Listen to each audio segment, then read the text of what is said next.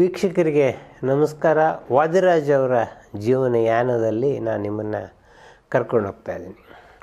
ಉಡುಪಿಯಲ್ಲಿ ಕೂಡ ಸ್ವತಂತ್ರ ಹೋರಾಟದ ಸಮಸ್ಯೆ, ಆಮೇಲೆ ಅಂಗಡಿಯ ಸಮಸ್ಯೆ, ಈ ಥರದ್ದು ಪತ್ರಿಕೆ ನಡೆಯಲಿಲ್ಲ. ಸರ್ಕಾರ ಪತ್ರಿಕೆಯನ್ನು ಮುಟ್ಟುಗೋಲು ಹಾಕ್ಕೊಳ್ಳೋ ಸ್ಥಿತಿ ಬಂತು. ಸ್ವತಂತ್ರ ಹೋರಾಟದಲ್ಲಿ ತೊಡಕೊಂಡಿದ್ದರಿಂದ ಹೀಗಾಗಿ ಈ ಸಂಬಂಧಿಕರ ನಡುವೆ ಇರೋದೇ ಬೇಡ, ದೂರ ಹೊರಟೋಗೋಣ ಅಂಥೇಳಿ ಅವ್ರ ತಂದೆ ಮದುರೈಗೆ ಬಂದರು. ವಾದಿರಾಜ್ ಅವ್ರ ತಂದೆ ಮದುರೈಗೆ ಬಂದರೆ, ಮದುರೈ ಸಂಪೂರ್ಣ ತಮಿಳು ಪ್ರದೇಶ, ಈಗಲೂ ಅಲ್ಲಿ ತಮಿಳು ಹೆಚ್ಚು ಪ್ರಬಲವಾಗಿರುವ ಪ್ರದೇಶಗಳಲ್ಲದೊಂದು. ನೀವು ಎಲ್ಲಿಯವರು ಅಂದರೆ ಉಡುಪಿಯವರು ಅಂದರೆ ನಿಮ್ಮ ಹೋಟ್ಲಲ್ಲಿ ಅಂತ ಎಲ್ಲ ಕೇಳೋರು. ಇವರು ರಮಾಕಾಂತ್ ಮತ್ತು ಜವಾಹರ್ ಇವರ ತಮ್ಮಂದರು ಹೇಗೋ ತಮಿಳು ಶಾಲೆಯಲ್ಲಿ ಕಲಿತು ಸೇರಕ್ಕೆ ಮಾಡಿದ್ರು. ಇವರು ಭಾಳ ವರ್ಷ ಕನ್ನಡದಲ್ಲಿ ಓದಿರಿ, 8-9ನೇ ಕ್ಲಾಸ್ವರೆಗೂ ಕನ್ನಡದಲ್ಲಿ ಓದಿ ಇಲ್ಲಿ ಅವರಿಗೆ ಇತ್ಲಾಗೆ ಕನ್ನಡ ಶಾಲೆ ಸಿಗ್ತಾಯಿಲ್ಲ, ತಮಿಳು ಶಾಲೆಗೆ ಸೇರೋಕ್ಕಾಗ್ತಾಯಿಲ್ಲ. ವಾದಿರಾಜ್ ಅವ್ರ ವಿದ್ಯಾಭ್ಯಾಸ ಸಮಸ್ಯೆ ಆಯಿತು.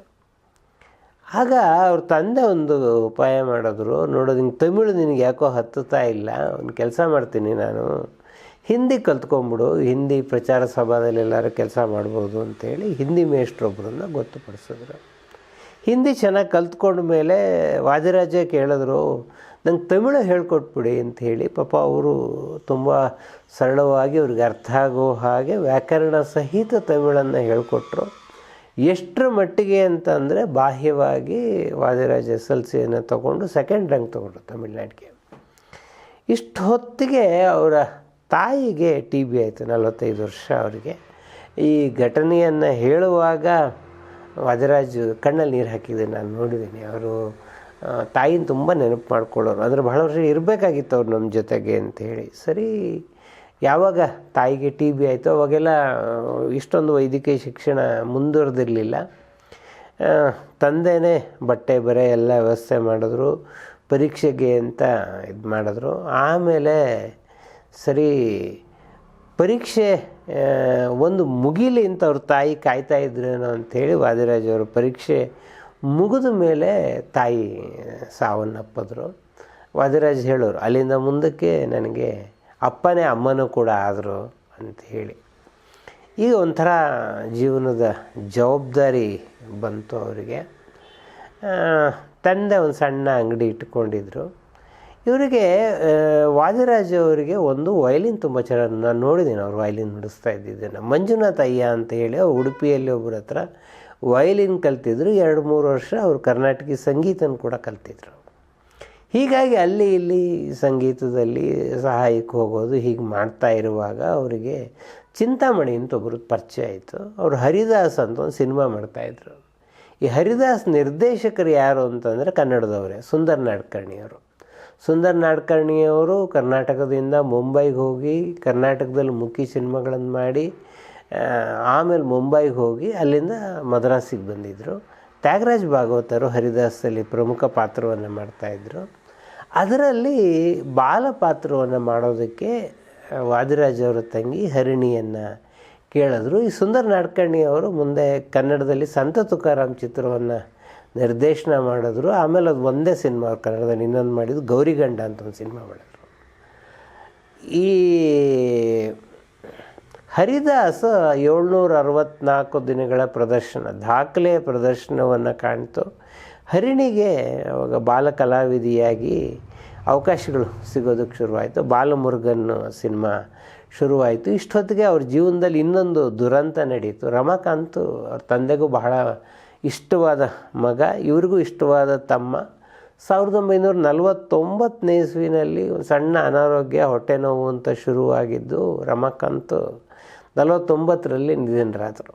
ತಮ್ಮ ಹೋದ ಮೇಲೆ ತಂದೆಗೂ ಕೂಡ ಭಾಳ ಇಷ್ಟವಾದ ಮಗ, ಅವ್ರು ಹೋಗಿದ್ದರಿಂದ ಒಂಥರ ಮನಸ್ಸಿಗೂ ಆಘಾತ ಆಯಿತು. ಹೀಗಾಗಿ ಅವರು ಮದ್ರಾಸಿಗೆ ಬಂದರು. ಮದ್ರಾಸಲ್ಲಿ MN ಇಂಡಿಯನ್ ಅಸೋಸಿಯೇಷನ್ ಅಂಥೇಳಿ ಅಲ್ಲಿ ನಾಟಕಗಳನ್ನು ಆಡೋದಕ್ಕೆ ಶುರು ಮಾಡಿದ್ರು. ಗೋಖಲೆ ಹಾಲ್ ಅಂತ ಆಗ ಭಾಳ ಪ್ರಸಿದ್ಧವಾದ್ದು, ಮಹಾತ್ಮ ಗಾಂಧಿ, ಜವಾಹರ್ಲಾಲ್ ನೆಹರು ಇಂದ ಹಿಡಿದು ಪ್ರತಿಯೊಬ್ಬರು ಈ ಗೋಖಲೆ ಹಾಲ್ಗೆ ಬಂದು ಹೋಗಿದ್ದಾರೆ.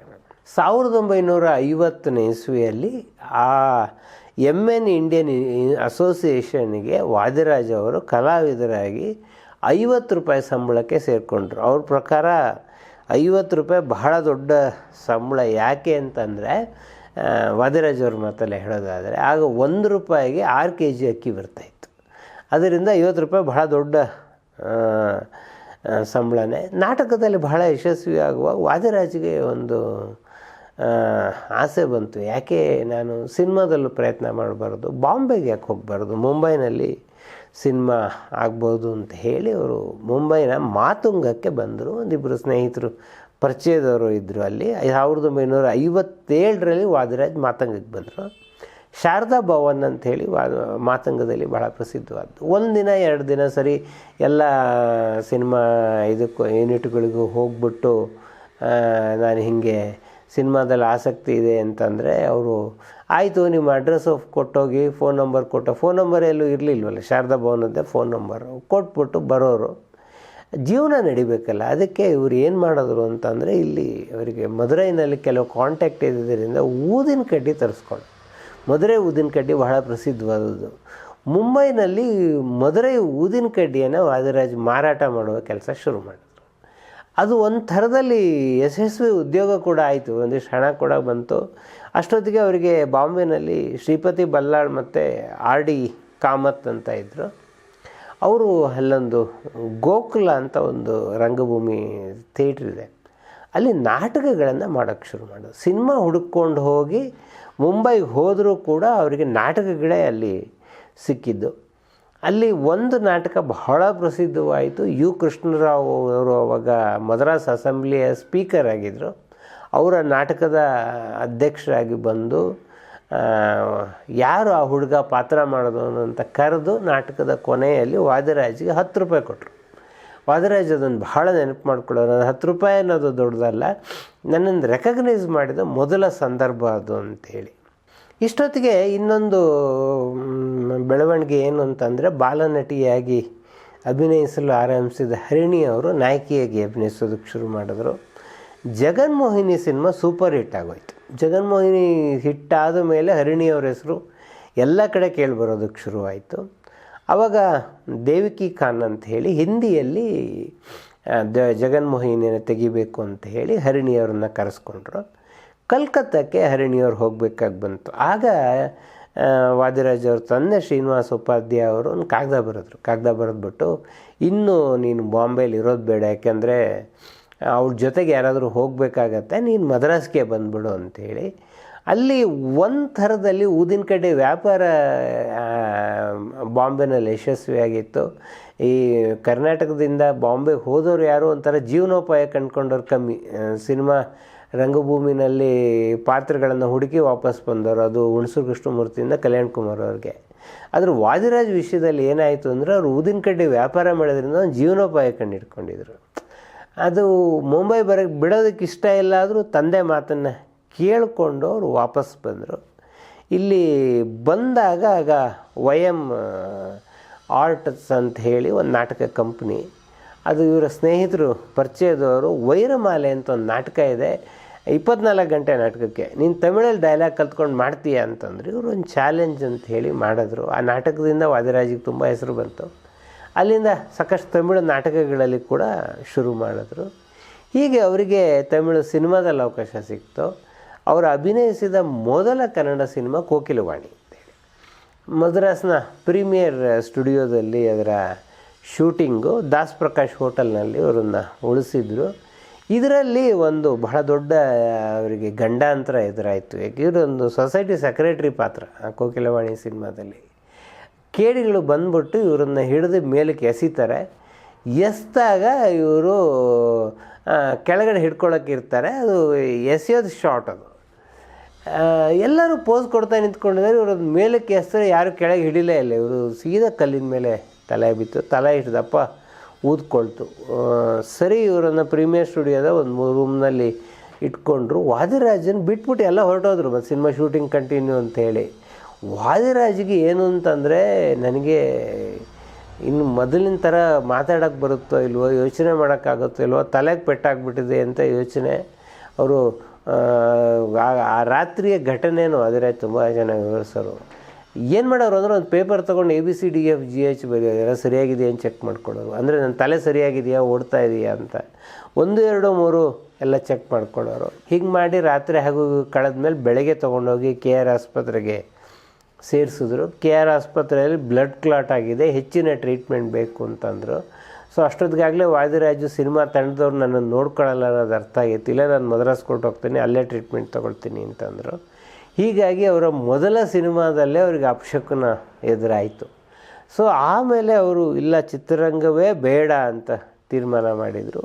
ಬಂದು ಸುಮಾರು INA ಇನ್ಸ್ಟಿಟ್ಯೂಷನ್ ಅಂತ ಹೇಳಿ ಅಲ್ಲಿ ಒಂದು 1200 ನಾಟಕಗಳನ್ನು ಮಾಡಿದ್ರು. ಅದರಲ್ಲಿ ಕೃಷ್ಣ ಚೈತನ್ಯ ಮಂದಿರ ಅಂಥೇಳಿ ಪಂಡ್ರಿಬಾಯಿ ಅವ್ರದ್ದು ನಾಟಕ ಕಂಪ್ನಿ.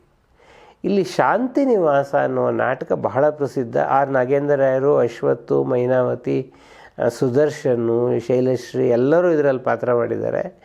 ಈ ಶಾಂತಿ ನಿವಾಸನ ನಾಟಕವನ್ನೇ ಪತಿಯೇ ದೈವ ಅಂಥೇಳಿ R ನಾಗೇಂದ್ರ ರಾಯರು ಮುಂದೆ ಸಿನಿಮಾ ಮಾಡಿದ್ರು. ಈ ಶಾಂತಿ ನಿವಾಸ ನಾಟಕದ ಬಗ್ಗೆ ಒಂದು ಬಹಳ ವಿಶೇಷವಾದ ನೆನಪನ್ನು ಹೇಳೋರು. ಪಂಡ್ರಿಬಾಯಿಯವರು ಸ್ವತಃ ತಾಯಿ ಹಾಗೆ ನಮ್ಮನ್ನೆಲ್ಲ ನೋಡ್ಕೊಳ್ಳೋರು. ನಾವೊಂದು 200 ಪ್ರದರ್ಶನ ಕಂಡಿರ್ಬೋದು ಆ ನಾಟಕ. ಪ್ರತಿ ನಾಟಕದಲ್ಲೂ ಕೂಡ ಪಾಪ ಅವರು ನಾಟಕ ಎಲ್ಲ ಆದಮೇಲೆ ನಮ್ಮನ್ನೆಲ್ಲ ಕೂಡಿಸಿ ಕೈ ತುತ್ತು ಹಾಕೋರು. ಅಷ್ಟು ಪ್ರೀತಿಯಿಂದ ಮಾಡಿದ್ರು. ಕೊನೆಗೆ ನಾಟಕ ನಾವು ಕೊನೆ ಪ್ರದರ್ಶನ ಮಾಡೋರು ಅಕ್ಷರಶಃ ಹತ್ಬಿಟ್ಟಿದ್ವಿ ನಾವು, ಈ ನಾಟಕ ನಿಂತೋಗ್ಬಿಡುತ್ತಲ್ಲ ಅಂಥೇಳಿ. ಆಮೇಲೆ ಪಂಡ್ರಿಬಾಯಿ ಅವರ ಕಂಪನಿ ಆದಮೇಲೆ ವಾದಿರಾಜ್ ಅವರು ಹನುಮಂತಾಚಾರ್ಯ ಅವ್ರ ಜೊತೆಗೆ ಸೇರಿಕೊಂಡು ರಂಗಭಾರತಿ ಅಂತ ಒಂದು ನಾಟಕ ಕಂಪನಿಯನ್ನೇ ಶುರು ಮಾಡಿದ್ರು. ಅಲ್ಲಿ ಯಾರಿವಳು ಅನ್ನೋ ಒಂದು ನಾಟಕ ಬಹಳ ಪ್ರಸಿದ್ಧವಾಯಿತು. ಎಷ್ಟರ ಮಟ್ಟಿಗೆ ಪ್ರಸಿದ್ಧವಾಯಿತು ಅಂತಂದರೆ ಕರ್ನಾಟಕದ ಮೂಲೆಯಿಂದ ಯಾರಿವಳು ನಾಟಕಕ್ಕಾಗಿ ಹೇಳ್ಕೊಳ್ಸೋರು. ಕೋಣಂದೂರು ಲಿಂಗಪ್ಪನವರು ಆವಾಗ ಕಾಂಗ್ರೆಸ್ ಜನರಲ್ ಸೆಕ್ರೆಟರಿ ಆಗಿದ್ದರು. ಅರಮನೆ ಪ್ಯಾಲೇಸ್ ಗ್ರೌಂಡ್ನಲ್ಲಿ ಸುಭಾಷ್ ನಗರದ ಮೈದಾನ ಅಂತ ಕರಿತಿದ್ರು, ಈಗಿನ ಮೆಜೆಸ್ಟಿಕ್ ಬಸ್ಸಲ್ಲಿ ನಿಂತ್ಕೊಳ್ಳುತ್ತಲ್ಲ, ಅಲ್ಲಿ ಕಾಂಗ್ರೆಸ್ ಎಕ್ಸಿಬಿಷನ್, ಅಲ್ಲಿ ಇವರ ಯಾರಿವಳು ನಾಟಕ ಪ್ರದರ್ಶನ, ಭಾನುವಾರ ನಾಟಕದ ಪ್ರದರ್ಶನ. ನಾಟಕ ಚೆನ್ನಾಗಿ ಆಗ್ತಾಯಿದೆ. ಸೆಕೆಂಡ್ ಹಾಫಿಗೆ ಸಿಕ್ಕಾಬಟ್ಟೆ ಮಳೆ, ತುಂಬ ಜನ ಸೇರಿಕೊಂಡಿದ್ದಾರೆ. ಈ ಇಡೀ ನಾಟಕದ ಸಸ್ಪೆನ್ಸ್ ರಿವೀಲ್ ಆಗೋದು ಸೆಕೆಂಡ್ ಹಾಫಲ್ಲಿ. ಸೊ ಯಾರಿಗೂ ಮಳೆನಲ್ಲೂ ಯಾರೂ ಮನೆಗೆ ಹೋಗ್ತಾ ಇಲ್ಲ, ಆದರೆ ಮಳೆ ನಿಂತ್ಕೊಳ್ಳೋ ಲಕ್ಷಣವೇ ಕಾಣಿಸ್ತಾ ಇಲ್ಲ. ಕೊನೆಗೆ ಅಲ್ಲಿ ಕೋಣಂದೂರು ಲಿಂಗಪ್ಪನವರೆಲ್ಲ ಹತ್ರ ಮಾತಾಡಿ ನಾಳೆ ಖಂಡಿತ ಮಾಡೋಣ ಅಂತಂದರು. ಬಟ್ ಅಷ್ಟೊತ್ತಿಗೆ ಸುದರ್ಶನ್ ಮತ್ತು ಶೈಲಶ್ರೀ ಸಿನಿಮಾ ರಂಗದಲ್ಲೂ ಭಾಳ ಪ್ರಸಿದ್ಧರಾಗಿದ್ದರಿಂದ ಅವರಿಗೆ ಡೇಟ್ ಸಿಗೋದು ಬಹಳ ಕಷ್ಟ ಇತ್ತು. ಹೇಗೋ ಒಪ್ಪಿಸಿ ಮತ್ತೆ ಸೋಮವಾರಕ್ಕೆ ನಾಟಕವನ್ನು ಮತ್ತೆ ಮುಂದುವರಿಸಿದ್ರು. ಈ ನಾಟಕ ಮುಂದುವರಿಸಿ ಮತ್ತೆ ಸೋಮವಾರ ಅದೇನು ಇವರ ದುರದೃಷ್ಟವೋ, ಸೋಮವಾರ ಕೂಡ ಮತ್ತೆ ಮಧ್ಯಂತರಕ್ಕೆ ಬರಬೇಕು ಮತ್ತು ಅದೇ ಥರದ ಮಳೆ ಇಟ್ಕೊಳ್ತು. ಮಂಗಳವಾರಕ್ಕೆ ಮುಂದುವರ್ಸೋಕ್ಕೆ ಸಾಧ್ಯ ಇರಲಿಲ್ಲ, ಯಾಕೆಂದರೆ ಸುದರ್ಶನಿಗೆ ಸಿನಿಮಾ ಇತ್ತು, ಅವ್ರು ಹೋಗಲೇಬೇಕಾಗಿತ್ತು. ಸೊ ಅಲ್ಲೇ ಪ್ರೇಕ್ಷಕರಿಗೆ ಕ್ಷಮೆ ಕೇಳಿದ್ರು. ಪಾಪ ಮಳೆಯಲ್ಲೇ ಇವರಿಗೆ ಸನ್ಮಾನವನ್ನು ಮಾಡಿ ಕಳಿಸಿದ್ರು. ಇದು ವಾದಿರಾಜ್ ಯಾವಾಗಲೂ ನೆನಪು ಮಾಡ್ಕೊಳ್ಳುವಂತಹ ಘಟನೆ ಇದು. ಈ ಯಾರಿವಳು ನಾಟಕವನ್ನೇ ವಾದಿರಾಜ್ ಇನ್ನೊಂದು ಮುಖ ಅಂತೇಳಿ ಸಿನಿಮಾ ಮಾಡಿದ್ರು. ಅದು ಅವರು ನಿರ್ದೇಶನದ ಕೊನೆಯ ಸಿನಿಮಾ. ಇಷ್ಟೊತ್ತಿಗಾಗಲೇ ಅವ್ರಿಗೆ ಬೇರೆ ಬೇರೆ ಸಿನಿಮಾದಲ್ಲಿ ಕೂಡ ಅವಕಾಶ ಸಿಗೋದಕ್ಕೆ ಶುರುವಾಯಿತು. ಧರ್ಮವಿಜಯ, ಶ್ರೀಕೃಷ್ಣ ಗಾರಡಿಯಲ್ಲಿ ಅವರು ರಾಜ್ಕುಮಾರ್ ಜೊತೆಗೆ ಅಭಿನಯಿಸಿದ್ರು. ಈ ಸಂದರ್ಭದಲ್ಲಿ ಅವರಿಗೆ ನಾಗಣ್ಣ ಮೇಯರ್, ಶ್ರೀಕೃಷ್ಣ ಗಾರಡಿಯ ಪ್ರೊಡ್ಯೂಸರು, ಅಷ್ಟು ಹೊತ್ತಿಗೆ ಅವ್ರ ತಂದೆ ಹುಷಾರಿಲ್ಲ ಶ್ರೀನಿವಾಸೋಪಾಧ್ರಿಗೆ ಅಂಥೇಳಿ ಟೆಲಿಗ್ರಾಮ್ ಅಂತು. ಅವ್ರು ಹೋಗೋಷ್ಟೊತ್ತಿಗಾಗಲೇ ಅವ್ರ ತಂದೆ ಹೋಗ್ಬಿಟ್ಟಿದ್ರು. ಅದು ಒಂದು ಥರದಲ್ಲಿ ಅವರ ಜೀವನದ ಒಂದು ಬಹಳ ಮುಖ್ಯ ತಿರುವು. ಅವ್ರ ತಂದೆ ಮತ್ತು ತಾಯಿ ಇಬ್ಬರನ್ನ ಕಳ್ಕೊಂಡ ಮೇಲೆ ವಾದಿರಾಜು ಅವರ ಜೀವನದಲ್ಲಿ ಇನ್ನೊಂದು ಘಟನೆ ಶುರುವಾಯಿತು. ಇಲ್ಲಿಂದ ಮುಂದಕ್ಕೆ ವಾದಿರಾಜು ಹೇಗೆ ಚಿತ್ರ ನಿರ್ಮಾಪಕರಾದರು ಅನ್ನೋದನ್ನು ಮುಂದಿನ ಸಂಚಿಕೆಯಲ್ಲೇ ಹೇಳಿ.